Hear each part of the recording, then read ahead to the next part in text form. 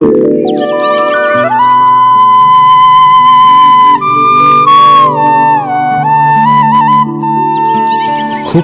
আদৰৰ শ্ৰোতা, আৰম্ভ কৰিছোঁ আজি পুৱা।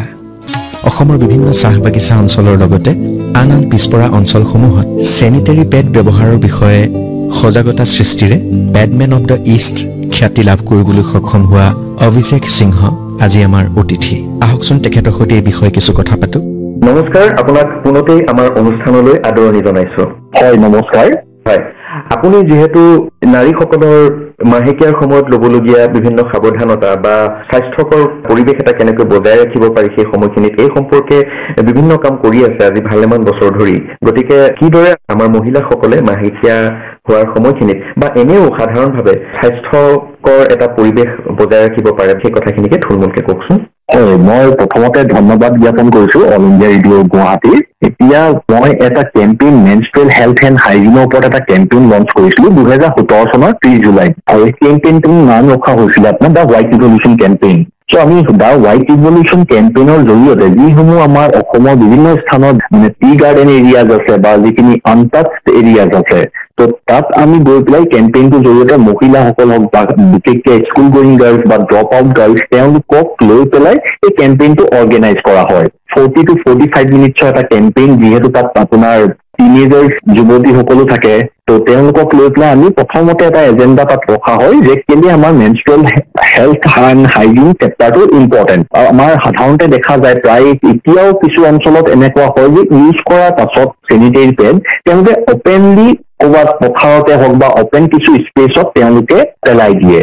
চ' সেইটো এটা টোটেলি ভুল কথা। একচুৱেলি সকলো জেগাততো ইনফিনিটৰটো নাথাকে, তথাপিও আমি সেই কামখিনি তেওঁলোকে কেনেকে ডিছপ'জ কৰিব লাগে, যে ইউজ কৰাৰ পাছত এটা গাঁত খান্দি পেলাই তাত ইউজ চেনিটেৰী নেপকিনখিনি কেনেকে ডিছপ'জ কৰি পেলাই তাৰ ওপৰত চূণ দি পেলাই কভাৰ আপ কৰি দিব লাগে। ত' সেই কথাখিনি তেওঁলোকক ব্ৰিফ কৰা হয়। আৰু লগতে সমান্তৰালভাৱে আমি পিৰিয়ড ফ্ৰেণ্ডলি ডায়েট, কি বস্তু খাব লাগে, কি বস্তু আমি এভইড কৰিব লাগে, সেই কথাখিনিও তেওঁলোকক ব্ৰিফ কৰোৱা হয় মানে এৱেৰনেছ ড্ৰাইভত। চ' আমি এতিয়া এটা বস্তু জানো যে পিৰিয়ড ফ্ৰেণ্ডলি ডায়েট বুলি ক'লে এতিয়া আপোনাৰ ডাৰ্ক চকলেট পৰে, কিন্তু আমি এইটো ভাবিব লাগিব যে 10টা ফেমিলিৰ ভিতৰত হয়তো 3টা বা 4টা ফেমিলি যে ডাৰ্ক চকলেট এফৰ্ড কৰিব নোৱাৰিবও পাৰে। সেইকাৰণে আমি এনেকুৱা ধৰণৰ কথা কওঁ, ডায়েটৰ কথা কওঁ যাতে গাঁৱত এভেইলেবল থাকে আৰু ইজিলি এফৰ্ড কৰিব পাৰে। ত' এতিয়া আমি পিৰিয়ড ফ্ৰেণ্ডলি ডায়েটৰ ভিতৰত কওঁ তেওঁলোকক যাতে পানী পৰ্যাপ্ত পৰিমাণে খায়, যিসমূহ মানে আপোনাৰ খাদ্যত আইৰণ থাকে, বিশেষকে যেনেকে মাছেই হওক বা লিফি গ্ৰীণ ভেজিটেবলছ হওক, তাৰ পৰা আমাৰ আদা হওক, কমলা হওক, তৰমুজো খুব ভাল, আপোনাৰ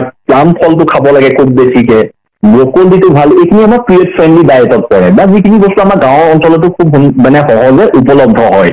আৰু লগতে তেওঁলোকক এই বস্তুখিনিও তেওঁলোকক কোৱা হয় যিখিনি বস্তু ডায়েট পিৰিয়ডৰ সময়ত বেয়া, যেনেকে আপোনাৰ মিঠা জাতীয় বস্তুখিনি সাধাৰণতে অলপ বেয়া হয় মেনষ্ট্ৰুৱেল পিৰিয়ডৰ সময়ত, কফি বা আমাৰ চাহটো বেয়া হয়, স্পাইচি ফুডটো বেয়া হয় সেই সময়ৰ বাবে, ৰেড মিটটো বেয়া, বা আমাৰ যিখিনি প্ৰি পেকেজ ফুড মেগী হওক বা ফাষ্ট ফুড হওক, সেই বস্তুখিনি যাতে সেই সময়ত কনজিউম কৰিব নালাগে, যিহেতু মুড চুইঙৰ এটা মেটাৰ থাকে।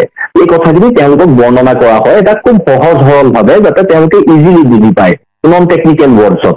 আৰু সমান্তৰালভাৱে আমি এনেকুৱাকে বস্তুখিনি মডিউলখিনি ডেভেলপ কৰিছো যে প্ৰত্যেকগৰাকী আমাৰ বেনিফিচিয়াৰী, সেয়া লাগে মহিলাই হওক, লাগে আমাৰ স্কুল গোয়িং গাৰ্লছে হওক বা ড্ৰপ আউট গাৰ্লছে হওক, তেওঁলোকক আমি 6টাকে পেকেট দিওঁ। কাৰণ কেলে এটাকে পেকেট দিলে তেওঁলোকক দিয়া বা নিদিয়া একেই হয় যে, সেইকাৰণে আমি এনেকুৱাকে দিওঁ যাতে 6টা পেকেট দিলে তেওঁলোকে এটলিষ্ট 2 মাহ বা 3 মাহ ব্যৱহাৰ কৰিব পাৰে।